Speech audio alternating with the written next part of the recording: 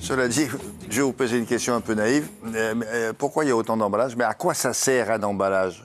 À quoi ça sert un emballage? En fait, William, c'est un contenant qui, la plupart du temps, est soit en papier, en carton, ou même, bien sûr, beaucoup en plastique, en bois aussi. L'idée ici, c'est d'essayer de faire en sorte qu'on puisse préserver un produit entre son lieu de fabrication et son lieu de vente. Hein. C'est ça à quoi sert son emballage. Ce qu'il faut aussi intégrer, aussi, William, à l'intérieur, c'est que souvent, vous avez des emballages d'emballage. Vous savez, les polyesters que l'on met à l'intérieur de l'emballage, c'est pour protéger Toujours pareil, c'est la même idée. Voilà, c'est l'idée, c'est ça. C'est à la fois le transport et le stocker. Le transport, le stockage et aussi pour les produits alimentaires, aussi ne pas altérer finalement le côté sanitaire du produit. Ça fait partie des logiques. Et puis après, l'emballage aussi, il a une vertu qui est communicationnelle. Il va donner un certain nombre d'informations. Oui, on écrit des tas de choses. Voilà, donc le marketing va dire que c'est le meilleur produit. En plus, on va dire que la marque, c'est celle qui est la plus sûre. Après, on va mettre les arguments en disant, bah oui, c'est une agriculture biologique, c'est sans sucre, ajouté, on met des couleurs flashy, tout ça. Non, et puis des infos, des vrais. Alors c'est ça, William. Glucides, protides, machin. Tout à fait, vous avez raison. Additifs. Exactement. Dans certaines situations, l'emballage devient quasiment légal, hein, puisqu'il y a des informations qui sont obligatoires, en particulier les dates de péremption, les ingrédients, les coordonnées des producteurs ou les origines des produits. Bon, alors, mais qu'est-ce qu'on en fait de tous ces emballages? Une fois que c'est fait, vous l'ouvrez, terminé. Alors justement, on le jette. Alors on devrait tous, en tous les cas, les mettre à la poubelle, mais malheureusement, c'est pas le cas. C'est bien aussi l'objectif de cette chronique, puisque vous savez que beaucoup d'emballages finissent dans la nature et finissent du coup par à la fois avoir un impact sur les espèces animales qui parfois peuvent en manger, ou encore, bien sûr, créer, comme vous le voyez ici à l'écran, des catastrophes naturelles, puisque vous avez peut-être entendu parler du fameux 7e continent, qui se situe au large de la Californie, et donc qui par un jeu de courants marins a fini par agglomérer l'ensemble des détritus plastiques qui sont dans les océans. Sachez que ce 7e continent a la taille de 6 fois la France, donc c'est pas rien, c'est l'ensemble des plastiques, on ne sait plus quoi en faire, et c'est une vraie catastrophe naturelle parce que ces plastiques-là, non seulement ils sont concentrés, mais ils finissent par se désagréger dans les océans, mais à devenir des microparticules, des nanoparticules qui sont après ingérées par des poissons, et souvent, qui mangent des poissons? Nous, les humains, donc on se retrouve aussi avec ces nanoparticules dans le corps. Eh bien, nous sommes allés poser un certain nombre de questions à une spécialiste du tri et des déchets. Vous allez voir ce reportage, on se retrouve tout de suite après.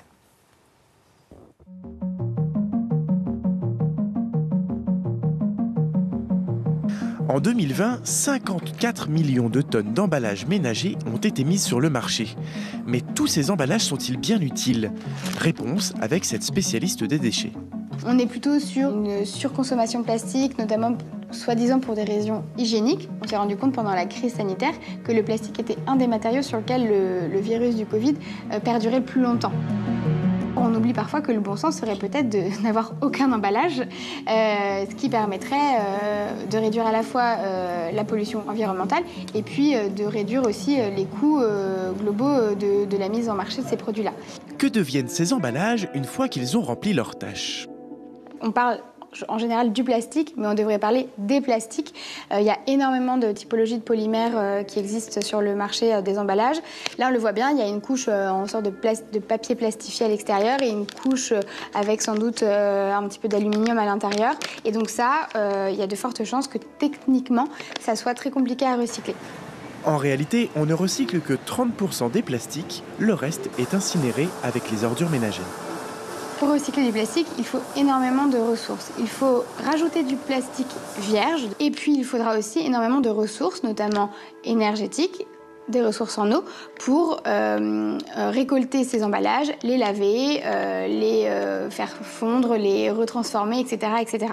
Donc les gens vont respecter le geste de tri, mais en fin de chaîne, on n'est malheureusement pas certain que cet emballage y soit recyclé. À première vue, le verre présente toutes les qualités d'un emballage durable. Pourtant, son recyclage est lui aussi très coûteux.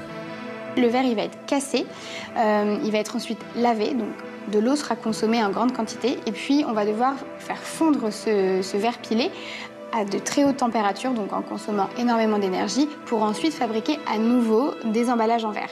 Donc c'est beaucoup plus vertueux de réutiliser du verre via la consigne que de le recycler. Une seule solution, réduire notre consommation d'emballage. D'ici 2027, un plan public de réduction des déchets vise à diminuer de 15% les ordures ménagères. Vous voyez, là, la France, très en retard, c'est marqué là, sur le recyclage. Donc, est-ce que c'est le suremballage, c'est un problème français, franco-français? C'est un problème mondial. Et c'est vrai qu'en Europe, on n'est pas forcément les bons élèves. Pour vous donner une statistique, aujourd'hui, 60% des emballages aujourd'hui en France sont recyclés, alors que la moyenne européenne est à 64%. C'est la raison pour laquelle un certain nombre de mesures gouvernementales sont venues accélérer ce dispositif. Et vous avez vu l'année dernière, on a vu disparaître, vous savez, tous les pailles, les couverts jetables et plein d'autres objets, puisque maintenant c'est interdit de vendre ces objets. C'est faible par rapport au problème général. Les pailles, bon, d'accord. Oui, c'est fait, mais c'est pas rien, mais c'est une accumulation, si vous voulez, de petits gestes.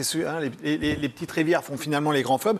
Autre élément aussi, il faut savoir que dans les fast-foods, tous les fast-foods, McDonald's, KFC et autres Burger King, eh bien aujourd'hui, à partir de 2023, vous n'aurez plus de vaisselle jetable. C'est-à-dire ça sera une vaisselle qui va être lavée par le restaurant. C'est une obligation. Ça va changer complètement ce modèle économique. C'est absolument incroyable. Alors, il faut savoir aussi que le gouvernement s'était battu pour avoir une loi en disant on n'a plus le droit d'emballer les fruits et les légumes, à mettre du plastique autour des fruits et légumes. On le voit là. Voilà, exactement ce que vous voyez. Ça, pour nous, ça a été un peu une hérésie. Eh bien, figurez-vous, cette loi n'est pas passée pour plein de raisons. Alors peut-être que c'est parce que la France réalise à peu près 18,3 milliards d'euros dans ce business de l'emballage et qu'on est le 3e producteur européen d'emballage après l'Allemagne et l'Italie. Ouais. Et la manière de recycler, vous m'aviez dit une fois qu'on était les champions en France du recyclage et notre savoir-faire, on l'exportait. Bien sûr. Mais pas que pour nous, non. Bien sûr. C'est incroyable, ça. Le business des déchets, si vous voulez, au niveau mondial, par exemple, il y a un certain nombre de déchets qu'on envoie systématiquement en Asie et particulièrement en Chine. Et là, il y a des grosses conversations en disant la Chine, je n'accepte plus vos cargos, par exemple, parce qu'il y a des grosses bagarres. Et nous, après, on reçoit des déchets parce qu'on est capable de les recycler. Et on les recycle. Mais on risque rien du tout avec tout ce plastique-là qui touche nos aliments. Alors oui, tu as raison, c'est vrai qu'il y a des études sur l'impact de ces plastiques en proximité des aliments que l'on va ingérer. Et c'est la raison pour laquelle il y a un certain nombre d'études qui sont sorties. Et c'est vrai que si on n'est pas vigilant au temps de cuisson, par exemple, souvent des plats préparés que vous mettez dans le micro-ondes, pour ça qu'il faut être très vigilant là-dessus, et bien à ce moment-là, il peut s'opérer un système qui est la migration. C'est-à-dire que vous pouvez avoir des particules de plastique qui peuvent se retrouver dans vos aliments et vous allez les ingérer. Alors il y a un certain nombre d'études qu'on a fait sur des souris, et sur les souris, ça provoque des désordres alimentaires, pas chez nous, mais on est en train de regarder ça de plus près. En revanche, dans le carton, il faut savoir aussi que dans le carton, là, il faut être un peu vigilant aussi, encore une fois de plus, c'est que les encres qui sont utilisées pour pouvoir qu'on arrive à lire ce qui se passe sur les cartons, eh bien, elles vont contenir ce qu'on appelle des huiles minérales. Or, ces huiles minérales, qui sont des dérivés du pétrole, sont là, pour le coup, assez cancérigènes et pas très, très bonnes pour la santé. C'est la raison pour laquelle, d'ailleurs, on peut faire le point et un parallèle avec la chronique d'hier. Il faut faire très attention lorsque vous achetez des produits à emballage carton, de bien les enlever avant. On les met pas au frigo. C'est ça, les yaourts, pas les mettre, etc. Exactement. Souvent, je vois dans les réfrigérateurs. Oui, c'est vrai, on a la flemme, on dirait. Voilà, on met ça, tac, et puis ensuite, après, les bactéries se propagent, et puis c'est quand même pas très très bon tout ça. Oh là là. Voilà. Vous avez déjà le moral. Ça va le moral déjà que moi. On est condamné aux emballages, quoi. Alors, on est condamné aux emballages. Les emballages, c'est un défi. Comme je le disais, qui est un défi. On ne peut pas trouver un matériau qui soit conforme à non. Alors, pas forcément pas trouver de matériaux, mais on va sans doute changer nos habitudes d'achat et revenir à ce qu'on faisait peut-être dans les années 50 et à l'ancienne, c'est-à-dire venir acheter ces denrées alimentaires ou ces produits d'hygiène beauté, mais avec des contenants à nous. Et c'est cette notion de consigne, en particulier, dont on a parlé récemment, mais qui est de plus en plus développée. Et là, c'est le vrac. C'est pour ça que vous avez, dans beaucoup de magasins, vous savez... Oui, mais le vrac, c'est pas encore au point. Ça a fait des progrès, mais c'est pas encore tout à fait au point. Non seulement c'est pas au point, mais ça va devenir obligatoire. Ce qu'il faut comprendre, William, c'est que à partir de l'an prochain, non, c'est que je dise pas de bêtises. Oui, c'est ça. À partir de 2030, toutes les surfaces alimentaires de plus de 400 mètres carrés, c'est quasiment tous les supermarchés et hypermarchés que vous pouvez trouver, vont être dans l'obligation de consacrer 20% de leur surface au vrac. Ça veut dire quoi? Ça veut dire qu'on va sans doute rentrer dans une économie du vrac. Alors aujourd'hui, on trouve beaucoup de céréales, de riz ou autres, mais sachez que dans le vrac... Pourquoi les ingénieurs, les industriels ne trouvent pas du papier ou du carton qui est innocent, un truc qui ne nous fasse pas autant de mal? Alors c'est très compliqué, c'était un peu expliqué dans le reportage. On a inventé des trucs plus compliqués. Je vais vous éclairer. Pour une raison très simple, William, c'est que les contraintes alimentaires, de sécurité alimentaire, alliées aux dispositifs techniques que l'on va mettre en place, c'est pas compatible. C'est ce qui est montré dans le reportage. À un moment, vous savez, elle prend un emballage plastique et elle vous explique, elle dit à l'intérieur, là, il y a du plastique, mais là, il y a un petit peu d'aluminium. Ou là...